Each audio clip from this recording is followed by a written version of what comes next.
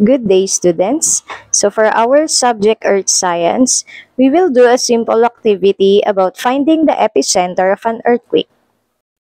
So our objective here is to locate the epicenter of an earthquake using the triangulation method. We will need the following materials: pencil, a compass,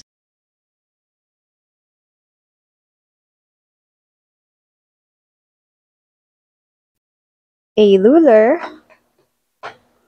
So we will be using centimeters. Because in our activity, we will use the scale 1.5 centimeters equals 200 kilometers. Another material that you need is a calculator, because we will solve problems.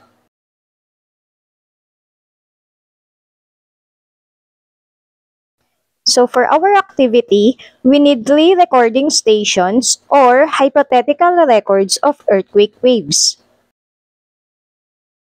Next, we need the time difference or TD in the arrival time of P waves and S waves. So these are measured in seconds. To get the distance of epicenter from the station measured in kilometers, we will use this equation. The distance in kilometers equals the time difference in seconds divided by 8 seconds, so that will be cancelled out, times 100 kilometers. This formula is suited because 8 seconds is the interval between the times of arrival of the P wave and the S wave at a distance of 100 kilometers. And then, we will convert this distance from kilometers to centimeters using our scale. And then, we will prepare our Philippine map. After we solve, we will answer this question: where is the earthquake epicenter?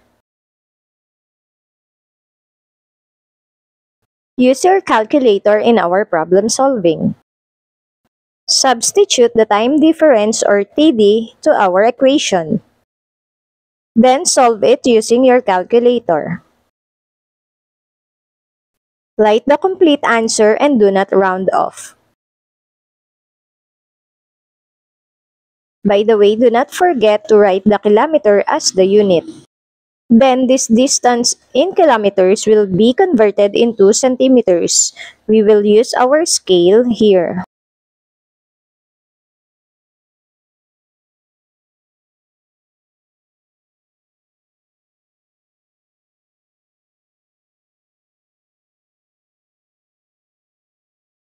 Do it for all the other recording stations.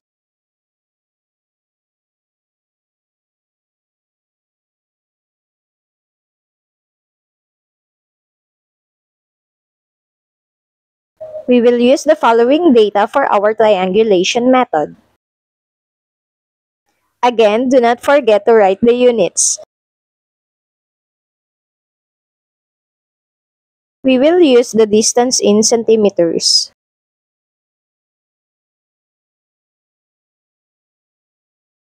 Choose one of the recording stations and measure the computed distance on the map scale.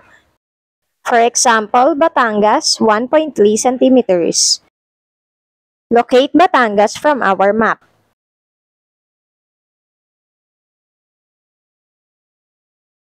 Measure 1.3 centimeters from Batangas.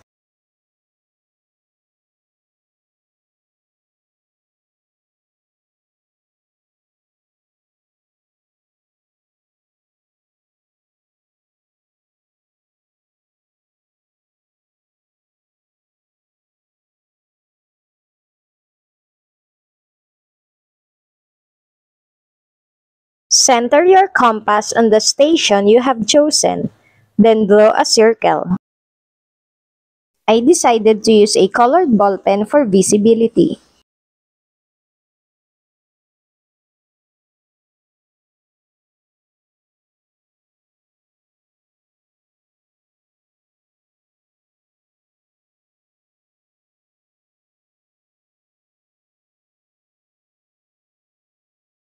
Repeat those steps for the other stations.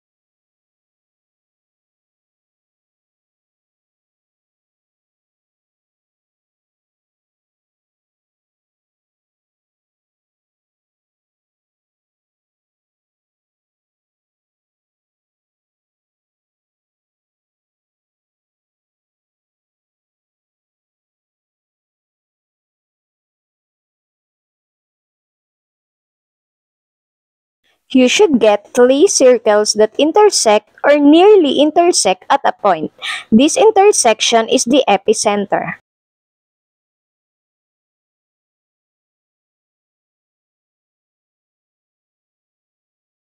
Thank you for watching.